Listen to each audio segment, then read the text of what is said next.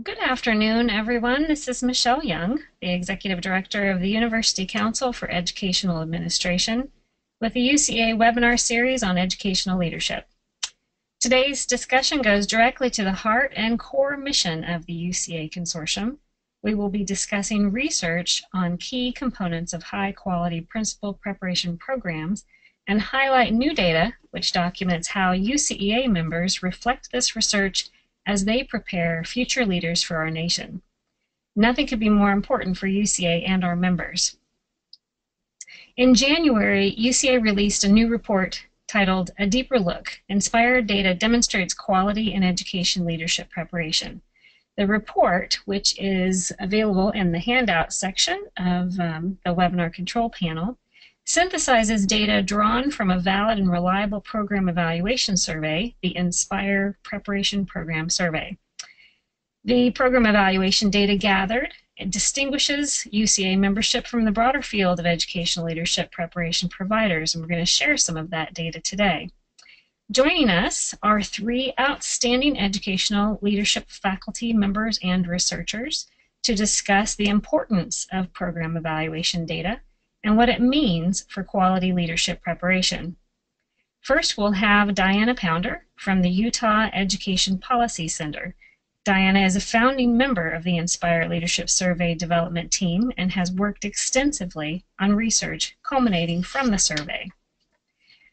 Dr. Ann O'Doherty also joins us today. Dr. O'Doherty is director of the Danforth Education Leadership Preparation Program at the University of Washington, and she will be speaking as a highly respected faculty member at a UCEA institution about her program and the importance of this type and quality of data for UCEA members like the University of Washington.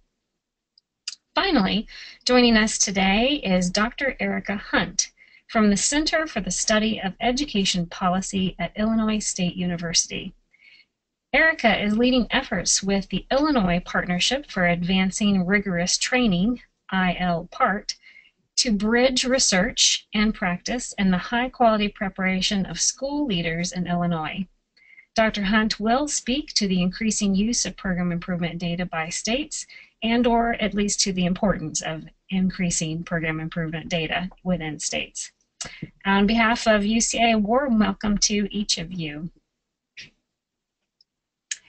To start off, we're going to spend some time looking at the data. So we're going to start with Diana Pounder and ask her if she can spend a little time walking us through some of the key points from the Deeper Look report and what the program evaluation data is telling us about UCEA programs. Diana, welcome.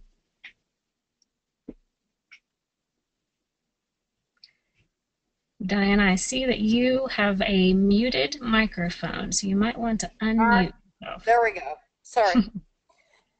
The Deeper Look report shares data from the 2013 to 2016 administration of the Inspire Preparation Program edition of the Inspire Leadership Program Evaluation Suite. The preparation program specifically is used to capture descriptive information about critical program features and practices of respondent programs. These programs that were surveyed include 103 different university-based building-level educational leadership preparation programs. In other words, preparing people largely for school principalships, school leadership positions. And the data were collected. These 103 different university-based programs were housed in 97 UCEA institutions. So the sample is all UCEA institutions preparing building-level leaders. The findings were very favorable, painting a very robust picture of rigorous and comprehensive program quality features across UCEA institutions, including a strong emphasis on features that integrate applied learning with job-relevant assessment. So let's walk through some of the specific findings from the survey. The first key finding had to do with how the program curriculum learning experiences are aligned with professional standards. All UCEA member institutions align their program to national or state standards, national standards being such as ISLIC standards or ELCC standards, state standards often being very similar to national standards. And some of these programs align their programs to more than one set of standards. So all these programs are very standards-based and rooted in standards that are established from research on effective leadership. All right, next finding. A second element that was very strong in these programs was that of partnerships with districts. Specifically, the majority of UCEA member institutions engage in university district partnerships and particularly use district partners in aspects of the program such as selection, recruitment of candidates, or as course instructors or supervisors of internship and the like. The next finding is pertaining to the mentoring of candidates and novice leaders. We found that 83% of UCEA member institutions offer candidates the support of mentors who have evidence demonstrating their success as an educational leader. And this kind of mentoring, which is especially strong in the field aspects of leader preparation, are quite prevalent in UCEA programs. Next finding. Clinical experiences. One of the things that UCEA has particularly stressed in the past, let's say, 15 years or more, is the importance of preparing leaders to work with diverse student populations in all kinds of diverse school settings. And one of the things that we learned was that 96% of these programs design internships that give candidates the opportunity to work with diverse student populations during their field work or clinical experiences. Next, accessible program scheduling. It was not surprising, in fact it's been a long-standing practice of most of these programs, that they offer their courses on days and times to accommodate working professionals. And specifically, we found that over 80% of the UCEA member institutions offer evening courses to candidates. Others may also offer weekend offerings for full-time coursework in a K-12 setting. And some of them offer their coursework at settings other than the main university campus, such as district locations or satellite university sites and the like.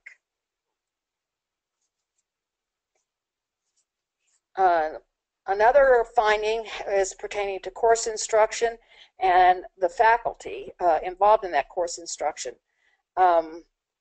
Overwhelmingly, UCEA institutions use full-time faculty to lead the majority of their program courses, and 85% of these programs use practitioners to a great extent in field work supervision and other clinical type learning experiences.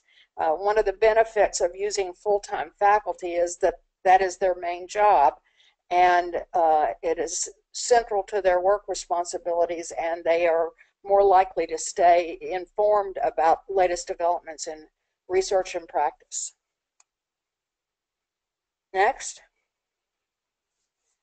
Assessment. As you know, assessment has become increasingly important as the accountability movement has gotten stronger. And a strong majority of UCEA member institutions provide formative feedback, assessment feedback to their candidates from a variety of sources, and they will use all kinds of assessment practices. Many of them are very applied and clinically oriented, and using things like problem-based learning, field-based assignments, oral presentations, and the like. So there's a strong orientation towards authentic and job-relevant assessment. and career support. UCEA member institutions, many of them also offer graduates follow-up support beyond their actual the instructional period of their program, such as preparing them for job interviews when they go out on the job market, job counseling, job referrals, networking opportunities, and ongoing mentoring for those that become novice principals. So those are some of the major findings from the preparation program survey. Next slide.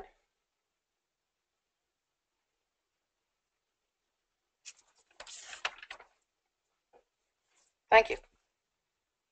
So, Diana, you also just finished administering or participating in the analysis of the administration of the graduate survey edition. Did you want to say anything about? Yes. Let me add something about the graduate survey results. The graduate survey is a survey, part of the Inspire survey suite, and it's a survey administered to recent graduates of preparation programs, asking them a variety of questions about various dimensions of program quality. How do they assess the quality of their preparation program? And secondarily, how do they characterize their learning experiences and the quality of their learning as aligned with national standards? And one of the things that was particularly stunning in the results, in fact, in all my years of analyzing data, I'm not sure I've ever seen data this favorable. Overwhelmingly, the means on all of the various program quality factors, such as faculty quality, rigor and relevance, accessibility of the programs, clinical experiences, and so forth, all of the means on those major program quality items were between a 4 and a 5 on a 5-point scale, overwhelmingly positive, and fairly small variance too. So meaning there was a lot of consensus among graduates about the high quality of their programs in UCEA institutions. And similarly, in terms of the way they describe their learning experiences and the quality of their learning, all the means were on all the learning outcomes, and these are learning outcomes aligned with national leadership standards, were all between a 4 and a 4.6, as I recall, on a 5-point scale. So again, quite strong, low variances, strong consensus of high quality learning outcomes. Thanks, Diana, for that overview.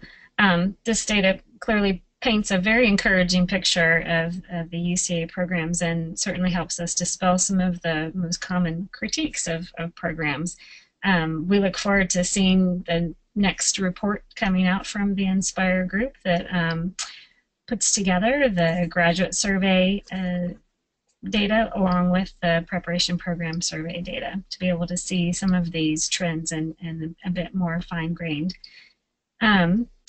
Although, you know, it seems that a number of pieces that have recently been produced through the Journal of Research and Leadership Education and then filed at a meta-analysis scale within the Handbook of Research, both the first and second edition, do provide some really nice insight into some of the practices that are probably being highlighted through this data you just shared with us today. So thanks again, much appreciated. One other thing I might just point out to those of you who are listening, some of you may have seen some of this data highlighted in a recent Ed Week spread. The title of the piece in particular, authored by Denicia Sepaville, was Pressure Mounts on Higher Education to Improve Principal Preparation. Very nicely done piece and provides some of this data. So let's switch gears here and move to Dr. Anna Doherty, who as a faculty member is seeking to make the case to a wide variety of constituencies that your program is providing high quality preparation for school leaders. And we know that you are a user of the Inspire data, as well as one of your programs at the University of Washington is a recipient of the Exemplary Educational Leadership Preparation Award. And we're looking forward to hearing about your program and how you have used the Inspire data in your work. Anne. Thank you. Next slide, please. There you go. So I wanted to start off just first of all by sharing that the Danforth Educational Leadership Program began nearly 30 years ago. We are actually about to launch Danforth 30 this year. And from its very inception, it was shaped through research-based practices that are supported and promoted by UCEA. So the slide you have in front of you right now gives you an idea of a concise version of our theory of action, beginning with, if we want our graduates to serve as effective leaders, who cultivate leaderships in others and deliver on the promise of equity, then we collaborate. Of course, we have to collaborate with our district partners to recruit, select equity-driven, learning-focused, collaborative, aspiring leaders, and then provide integrated coursework and field-based experiences with coherent structures of support. So some of the pieces that you just heard Dr. Pounder talking about with the different elements that the programs were asked to report on for self-report for the deeper look presentation are really connected with many of the features that you see on this slide. And yet every program, I believe, really wants to continuously improve. So we were one of the programs that we're one of those 103 university programs that completed that deeper look with UCEA program features. And some of the things that we found were pretty compelling is that we were able to look at national information and compare it to what our features are right now in our program from those other respondents. And it confirmed a few things about our program that we have been sharing with our constituents. First of all, that we do have really deep partnerships with our districts. One of the things that it elevated for us, though, is that those partnerships are very informal and they're not necessarily based on MOUs. And so we're working towards that. So it revealed, yes, we're really strong in partnership work, and we probably need to formalize those partnerships and bring ourselves more in line with some of our peer programs. But we also were able to show both our advisory boards and others that when we say that we're a one-year program and that we believe that that's not typical, we're finding that only 7% of the other programs that responded are also 1 year. We saw strong support. About 54% of those programs are fully cohort-based models. About only 6% of them have daytime release for their classes, and that's something that has been a feature of our program since it started. Our classes start at 1 o'clock on Thursdays.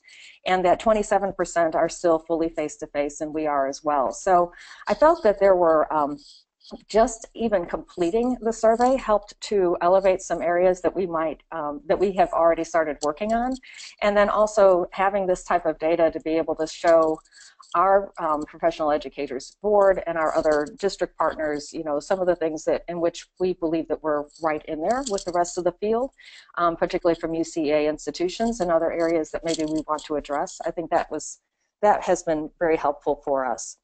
A couple of the things that we looked at in particular that we're working on right now based on the information that came from the deeper learning report is that we've always had mentors. We've always tried to help our students by selecting their mentors, and then also though they do most of that on their own, they make many of their own mentor selections. So we're looking at some other elements that we can add, and one of those is getting a pre-commitment from our mentors, having a pre-meeting with them before they accept the mentorship, just to make sure that it's going to work out, and then being more deliberate about the development that we provide to our mentors and having that be more ongoing. So I think even just looking at the deeper learning report itself, it has really elevated some areas that we wanted to start focusing on as a program. And if we could go to the next slide then. So there's another part of both the deeper learning, our deeper look report, and then also from the Inspire report itself. We're looking forward to getting our Inspire survey results back probably in the next couple of weeks. We asked for an early launch on that. And we are interested to see how our practitioners in the field rate the work that they have been, the learning that we provided while they were in the program. And so this on the screen right now, you're looking at the different elements of our program. These are our core competencies. They're also our learning strands around building instructional capacity and marshaling resources for improving systems, advocating with students, families, and communities, committing to ethical practice, driving improvement with data, and then shaping culture and leading change. And so these are the elements that our program has been built on. They're aligned to our Washington standards. They're also aligned to the ISLIC standards.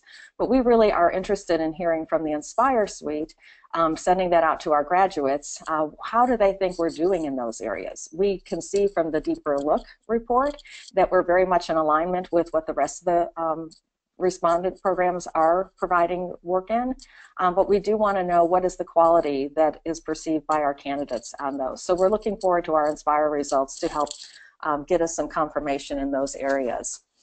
To the next slide, please.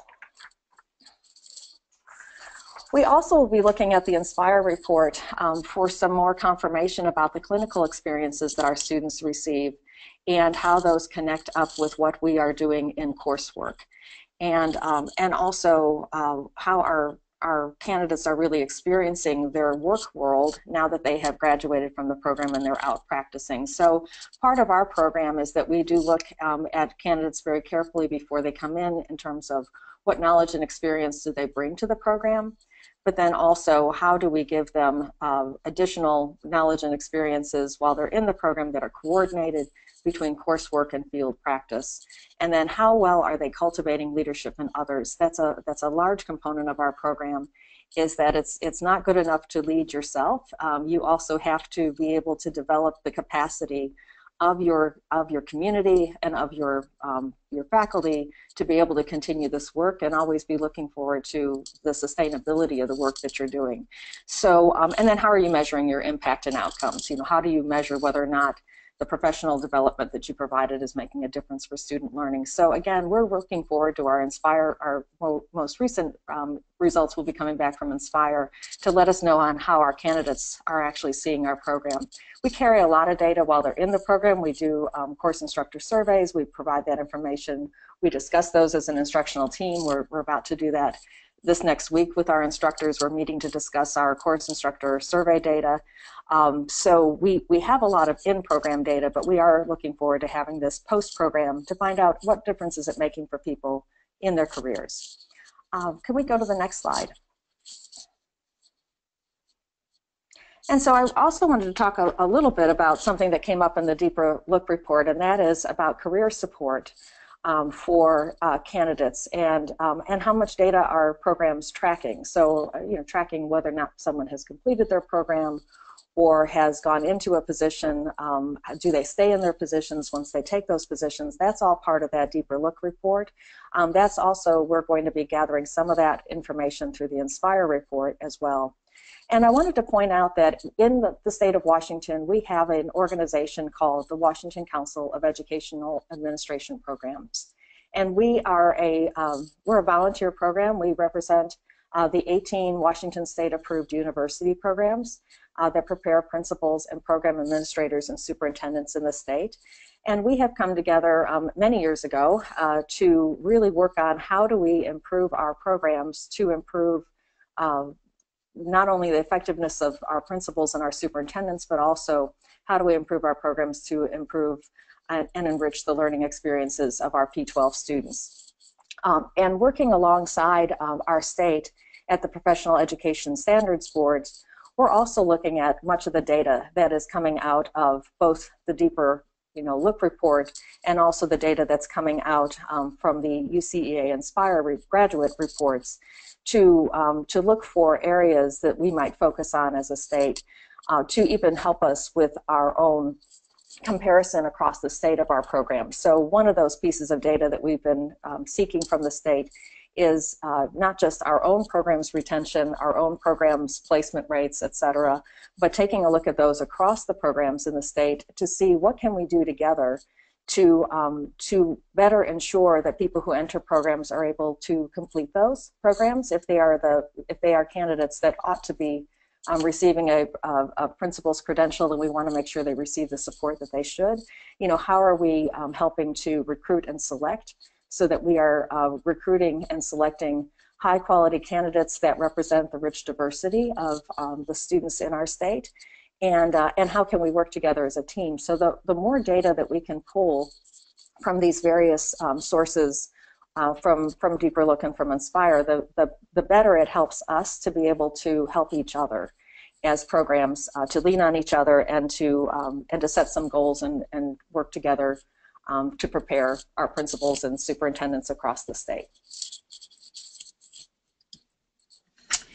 Thanks, Anne. Thanks for sharing how you've used the Inspire within your program, both how you're using the PP, the preparation program, just to sort of compare what you do in your own institution to what's going on in other universities, and then also how you're planning to use the graduate data to take a deeper look at your own practice. That's really, really helpful.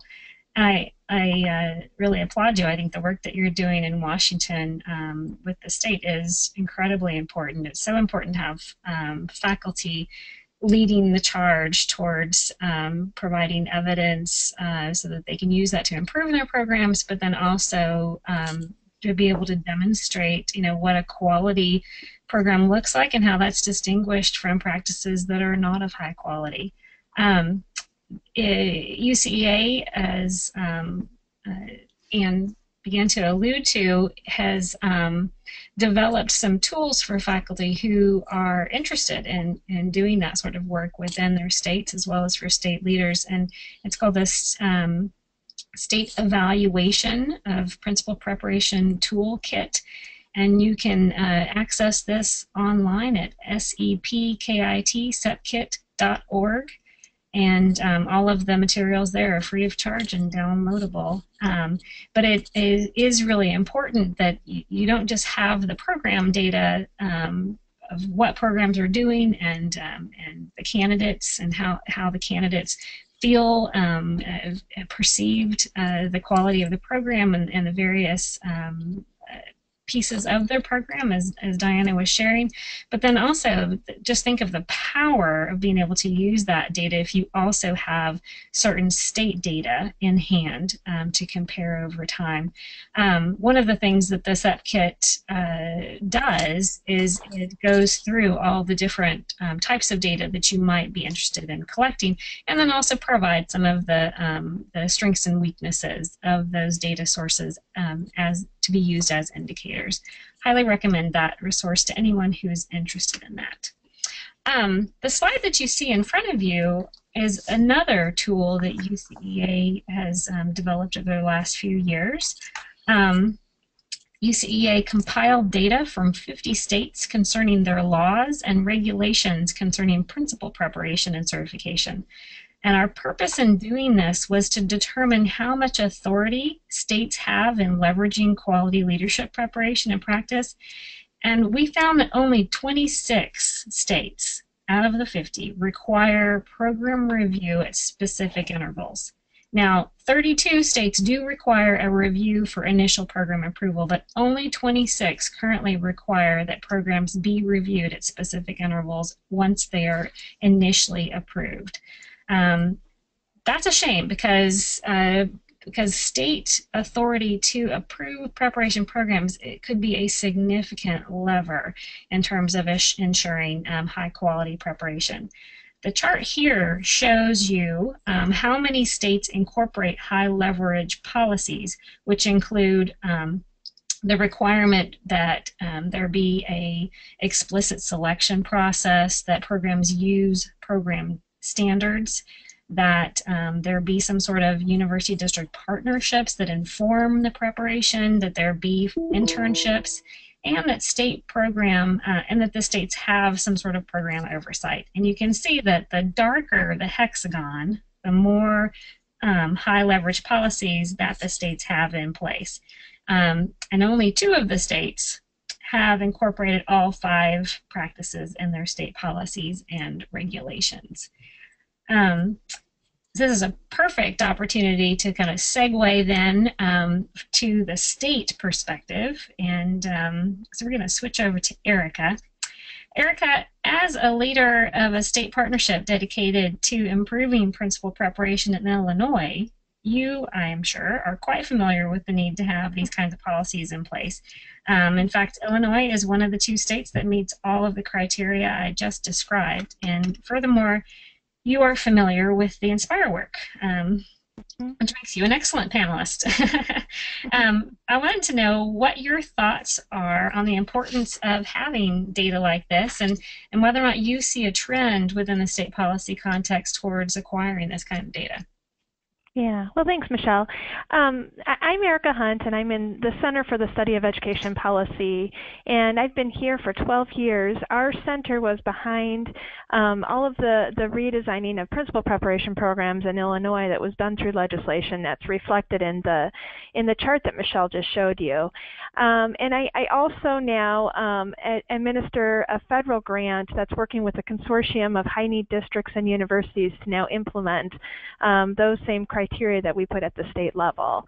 I think it's very important to have data that measures the effectiveness and impact of principal preparation programs.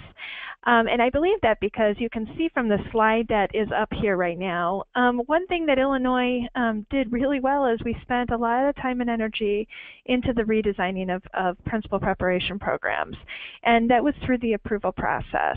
So here is a slide that just kind of lists all of the work that came out of the legislation that we passed. The first was we terminated the old general administrative program that was very vast in Illinois and certified many different kinds of school leaders, and now it's replaced with a principal endorsement just tied to preparing principals and assistant principals. We did grandfather all of the old administrators, and right now in Illinois we have 43,000 people that have that Type 75 certificate when we have about 450 to 500 vacancies a year. So that just tells you, one of the problems that we are trying to address in Illinois. But when we did this work in Illinois, we really did it under the lens of the district as consumer. And instead, before it was the principal candidate of consumer of picking programs based on what they thought they needed. And we switched that to really seeking out this involvement from university or from districts on what is it that you need. And so we require now in the preparation programs a formal university district partnership that's involved at all levels of that.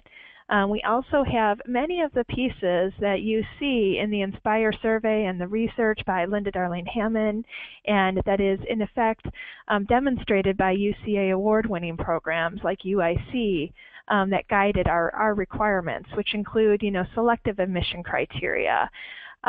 We have a very job-embedded internship that's also based on performance, based on competencies. And we do a lot of requirements around, who can be a mentor principal and what does that university supervision of the candidates look like.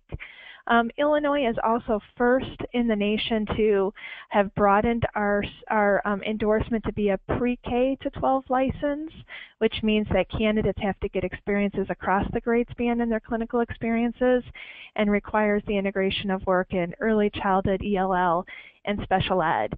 To cap this off, we replaced the exam with now what's an 8-hour principal endorsement exam, and we also redesigned we created a new endorsement, which is the teacher leadership endorsement, to help fill that need of leadership prep for other leadership positions. And then we redesigned the superintendent preparation programs as well. So now they're aligned to making sure that those that are supervising principals have that same kind of capacity and mindset as those now coming out of these programs. So as you can see, that is a lot of work that we invested into preparation programs, but one thing that Illinois is not doing enough now is monitoring that. What has been the impact of that? What do these programs look like now, and are they really meeting the need of what school districts have? And if you look at the UCEA tool that Michelle just referenced, you'll see in another slide where they're looking at those other pieces of the process that Illinois is not a leading state in this area. And because of that, we are really interested in tools and instruments like the Inspire that can help us collect that data. One thing that I think we did not do well enough in redesigning principal preparation was our line of sight was really focused on the preparation part of this pipeline, and not enough and focused on getting, candidates that want to be principals or assistant principals and getting them into the jobs, and not enough of the focus was out towards what does that look like now when they're in the job. So for example, we didn't use, the standards and criteria for principal evaluation to really tie into making sure that the experiences they're getting in the preparation programs are aligned with that. And because of that, that I really see value in the Inspire instruments with helping us to kind of broaden that perspective in the preparation programs to really following candidates once they're in the job and using that as a continuous improvement or reflective tool for principal preparation programs to make sure that that their content, their course embedded clinical experiences are really preparing them for the real jobs and the demand they'll meet once they're in the field. As I mentioned earlier, we have a federal grant that's working with 3 high-need districts and 3 universities. It's called the ILPARC grant. And this year we are administering among those 3 universities the Inspire instrument as a way to start to collect that data. My hope is that as these 3 universities utilize this data, this instrument, and can collect this data and feed it back into their preparation program, that they'll talk to other universities as well to see the value in that. And our 3 universities are really excited to be able to administer the survey this year for many reasons that I hope other universities will see value as well. One is that it's a survey developed by the field itself, by the profession, which I think carries a lot of weight in showing that the questions designed on the survey are really designed around those in the field and those administering these programs that know the value and quality of these programs. Oftentimes when a state will try to collect data or have a dashboard, preparation programs or the field don't feel like it's really getting to the data that they value most. So I feel the Inspire instrument does that. As I said too, I think that this really will have value of changing the line of sight of preparation programs to look beyond completion and placement, but also to be really following their candidates once they're into the field and see how they're doing, and talking among themselves to see what kind of things could we be changing in our curriculum and in our experiences that can better prepare our candidates once they're in the field. And lastly, I feel like the Inspire instrument is a great tool for advocacy, and I'm really pleased with the survey today because it's the webinar today is showing, what programs really look like and not the perception of what programs are. And I think we need to communicate that more broadly, not only to policymakers, but I think within the university. One of the reasons we did the redesign in Illinois was because preparation programs were becoming a high revenue source within the university and were a real priority by provosts and deans and presidents to bring in revenue at the expense of candidates that weren't fully being prepared. So when we were doing the redesign effort, we had support among many principal preparation faculty, but not at a higher level. And so I think this really gives some advocacy and some data for them to use to communicate within their own universities of the value of the program and why maintaining quality, even though it might mean lesser candidates, is an important thing. So if you go to the next slide, I'd be remiss to not share with you some tools and resources because we are a policy to practice center. But you can, I put on here, if you want to do a screenshot, a couple of websites where you can get more information on the work that we're doing in Illinois. The first link is on our center website, and this is all of the publications and documents that talk about our work if you're interested in learning more. Including academic publications. The second link, called the Illinois School Leader website, houses all of the work that went into redesigning Illinois' principal preparation programs, which was 5 years of multiple state task forces and working collaboratively with many stakeholders. So you can see our rules and regulations and all of the meetings that went into this for anybody that's interested in doing this at a policy level. The next link is the ILPART website, and this houses all of the tools and resources that have been established by the 3 universities and districts, and it's all open source materials. So if anybody would like to use that, we encourage it. And you can always contact me. It's in PDF, but if anybody wants to get a Word copy or something where you can kind of customize on your own, we're happy to share that. And then the last website is where we house all of our resources that we've developed for meeting the needs of early learning, ELL, and special ed. And so this is called the Link Initiative. So if you're interested in integrating any of those materials into your programs, I encourage you to check out this website. So those are just some tools and resources that I think that you can use in this, but I think both at the practice and the policy level, data collection is really important for preparation programs to do, and I think the Inspire surveys is a reasonably low cost and high value instrument to consider. Thanks a bunch, Erika. It's really helpful to hear a little bit more about what you all have been doing in the state of Illinois. One of the questions that came in while you were talking was about whether or not there are other states that have kind of dug in and tried to understand the quality of preparation within their state. And I know that there are a number of states over the last decade, for example, that have like closed down programs or sunsetted programs and then had them reapply and so forth. But are you aware, Erika, of other states that have done on the scale that Illinois has a real thorough review of the kind of the state of preparation within their boundaries? Yeah, and I mean, I think Tennessee is a state that's being very intentional about this and has great data capacity. So I think that's a key piece. Many states don't have, including Illinois, do not have strong systems to be able to collect data at the state level. So I think that's a big piece of it, and Tennessee has been putting a lot of energy and work into, just being able to collect data in general. But Louisiana also, a few years ago, was really doing a lot of work around trying to kind of, examine the quality of teacher and principal preparation programs. So I think at the state level, I think it's important, but I think one thing I would advocate too, though, is the value of professional organizations like state professional organizations and national professional organizations of really encouraging this among your institutions.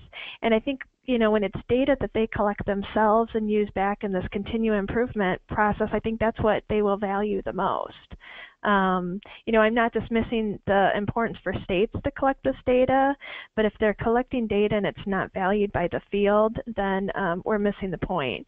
So I think, something, that we are always encouraging in Illinois is to have it at both levels, but make sure that it's a, state university partnership that's really kind of collecting the right data that they need. Yeah, very. There are some states, though, that are doing, and is there any states besides Washington that are doing Aspire at the state level? I was hoping maybe Diana, can you share a little bit with us about some of the developments in terms of statewide or large districts administration? Yes, in fact, this spring semester, we are rolling out other administration of other Inspire surveys, specifically the Leader in Practice survey, which is a survey of graduates who have become school principals, and also the 360 survey, which is surveys the principal, his subordinates, that is teachers that work in the school, and his superordinates, those in the district office that would have supervisory responsibilities over the principal, because those surveys are basically providing outcome data on the effectiveness of these principles once they have been in the field for a while. And as part of that effort to the administration of these surveys, the entire state of Nevada is engaging in the administration of the Leader in Practice survey for all principals in the state of Nevada. We also will probably have many of the leaders in the state of Utah involved. There's another group in graduates of the University of Denver working in the schools in the Denver area. Similarly, Chicago Public Schools are going to be using the Leaders in Practice and 360 survey. So we're seeing more and more evidence that whole states, or at least regions, want to get more outcome data specifically focused on leader effectiveness after some years of completion of their preparation programs. I'm going to add something here too. You know, the data that we presented today is based on UCEA institutions, and UCEA represents, I don't know exactly, Michelle, a little over 100 institutions nationally. Is that correct? Yep, that's right. Yeah. In actuality, in fact, a recent study I saw indicated that there are over 700 leader preparation programs nationally. So one of the things I think that's important to draw from this is, how do we distinguish high quality programs from those that are not? And what kind of accountability do we hold programs to? And what kind of responsibility do the states have to follow up on program quality beyond initial program approval? So worth considering. Yeah, and it's really perfect timing too, because I was thinking that both Anne and Erika had mentioned this notion of the pipeline, then kind of talking, not saying this specifically, but about the difference between preparation programs, responsibilities for preparation versus readiness, and thinking about, you know, how wrong-headed it is to think about preparation ending when the graduate, you know, finishes a specific program with the university. But really, these district partnerships are extending the relationship of preparation into the first few years. And I understand that you all have something that's called a guarantee. How does that factor in? How are you all thinking about how you continue to engage within the lives of these new leaders once they have their first positions? And how do you know that they're doing a good job? You know, what are some of the things that you have in place right now, and what do you have planned? So thank you. We have a few years back, about 3 years ago, well, about 5 years ago, we began working with our district partners on developing our core competencies. And part of that work was to say we don't want people just to have the knowledge and skills, but we want our graduates to actually be able to enact those in their schools. We began with the core competency of building instructional capacity, and we offered a performance guarantee on that particular core competency to say that any of our graduates, if in the field, sometimes learning doesn't transfer as well from the classroom and internship to the new position that they're holding. So if there were any issues that graduate was having, that we would be back to work with that graduate. That could be that the graduate would come to additional courses at no charge to the graduate or district. It could be that they would be invited to some consultancies or even side-by-side coaching, just whatever it took to get the graduate to the performance level that we said that they would have when they graduated from the program. We have not, as of yet, had a district act on the performance guarantee, meaning ask us to come in and work with a graduate. We do a lot of informal work with our graduates. I think every program, quality programs just do. When the phone rings and a graduate says that they need help with X, you help them with X. So that's the informal part. But we haven't had a formal piece. What we have started to do is last year we began having some visits with the program or the districts that have hired the majority of our graduates. We've been meeting with them and talking with their district personnel about how our people are doing, and were there times that they might have enacted the performance guarantee. So we're primed and ready for that. I'd say more of it's been happening informally. It's one of the reasons that we have been interested in taking a look at some of those other components from Inspire, and also coming up with a either using one of the Inspire suite tools or coming up with another method of surveying our districts to find out how our graduates are doing in the field. It's, obviously we can go one-to-one in these meetings, those are really helpful, but we would also like to be able to hit all of our districts, and we have in any given year maybe 14 to 18 different districts that we are helping to prepare people for. So having some sort of an online system would be helpful with that. I do want to clarify something that had been said earlier about Washington and the Inspire statewide, that our state has moved away from the idea of a 5-year site visit to evaluate the quality of the programs, and is moving toward an indicator-based system.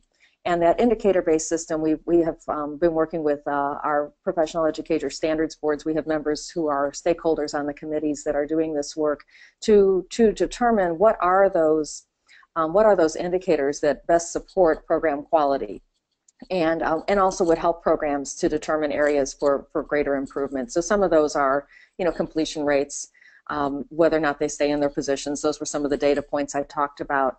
One of the things that the state does want, though, is a statewide administered survey. Inspire is one possibility for that, though that has not been adopted by Washington. But they are viewing how do we have a single survey that goes out to all of the graduates, so that we can get some comparison data. We think that it's one of the reasons that we're interested as an organization in having them look at WESIP as an organization is interested in having them look at Inspire, is that it wouldn't just give us comparison data within the state, but it would also provide us with some comparison, national comparison. So just wanted to make sure that was clarified, but that I think is, again, an interesting move for the state that happened a few years back, of how do we really start identifying what are those indicators of quality. Some of those data points are more difficult to ascertain in terms of how much impact did the principal's role have on student learning, and so that is one of the things that we're trying to pull together in terms of the student data that we have for student attendance and student retention, student graduation rates, and that. But that's all still in process. That hasn't hit the indicator-based system. Thanks, Anne. That's helpful. One other question, and this can be for any of you, actually. Diana pointed out that the deeper look takes a look at the data that we pulled from the UCEA institutions, and the majority of Inspire users are from UCEA institutions, but a growing number of non-UCEA institutions are also using Inspire, and before long we'll be able to have a report that really talks a little bit more about the field in general, instead of a look at these institutions that are part of the UCEA consortium. But it raises an issue as more and more programs become interested in collecting this type of data and are thinking about what it means in terms of the continuous improvement of their own programs. We're also having conversations about how you develop the capacity needed to actually be able to use that data and to gauge your faculty in conversations around the data and what it means for your program. Any thoughts from all of you in terms of the type of work that needs to take place within programs in the field in general to develop that type of capacity? I think one of the keys is both partnerships between and among preparation programs within states, as well as partnerships with local districts.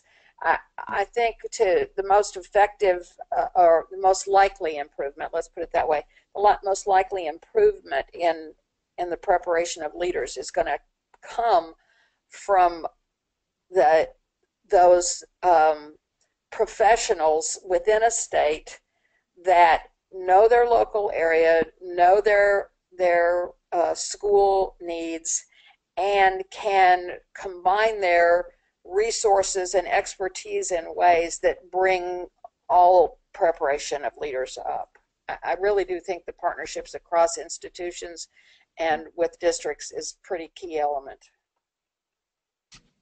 Yep. Yeah, that's a very good point.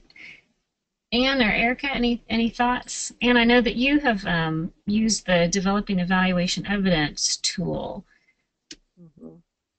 Yeah, the Developing Evaluation Evidence tool has been helpful within our program, and to identify those things that we are collecting, like what data do we have to show whether, before someone comes into the program, what program data do we have, what data do we have on whether or not while people are in the program that the coursework is considered effective.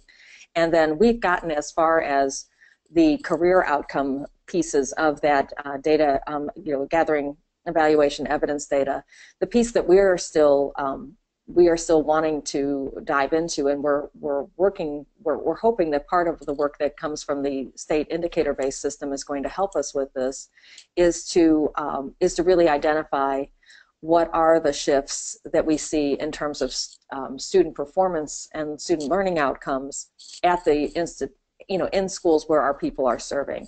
One of the things that's interesting about some of that comparison data, and this came out in the RAND report a couple of years back on the New Leaders for New Schools program, is that when you're comparing your graduates to another set of graduates, are you assuming that the other program isn't of quality?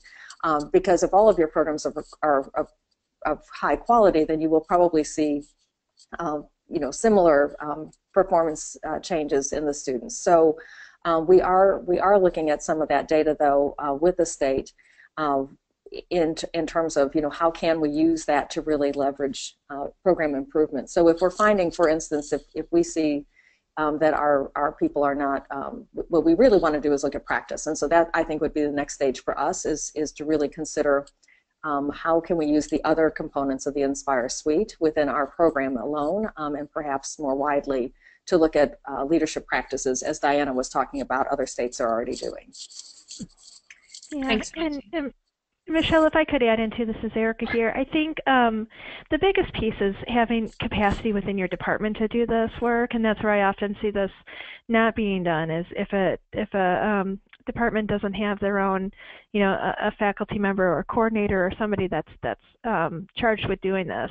But one thing I wonder, and we've been asking this question a lot in Illinois, so I don't know if we're only unique, but at my own institution, we have an office and staffing support for the placement and support of student teachers. Yet this placement and support for principals or superintendents is done within the department. And so it always makes you wonder if colleges aren't utilizing their capacity in a way that's most efficient to be able to set this up. So if you look at it from the district perspective, they're communicating with the same college but multiple different people. And so those relationships are being formed with different people, and you wonder if universities might try to consolidate some of those services for all educator preparation, if they might be able to make some more inroads in more high-quality placement of candidates, and also better, relationships with that follow-through afterwards. And that's just kind of a question we've been asking in Illinois. I don't know if we're unique, though. Thanks, Erika. That is, I'm sure, a question that a lot of faculty and organizational leaders are probably scratching their head over. So thanks for raising it. We have come to the end of our time together, unfortunately, and I know that we have a couple more questions that have been posted, and what we will do is ask our presenters to address those questions and see if we can't get an answer out to some of you. And also, one particular question was raised about the Higher Education Act, and UCEA is hoping to either post some sort of a brief on some of the things that we think might be coming from the Higher Education Act, or possibly hold a thought leader interview with some folks who have some good insight into the activities that are taking place right now. But I do want to make sure and thank our panelists today, Diana Pounder, Anna O'Doherty, and Erika Hunt. Absolutely wonderful content. Thank you so much for joining us today and sharing your informative and important perspectives. I'd also like to thank all of those who were incredibly attentive during the webinar and asking great questions to extend our thinking about high quality principal preparation. If you know folks that were not able to attend today's webinar, please do share with them that they can listen to the webinar online through the UCEA YouTube channel, and it'll be available probably at the end of this week or early next week. And we encourage you to share it with as many people as you like. Anywho, goodbye everybody, and have a pleasant week, and thanks again for joining us.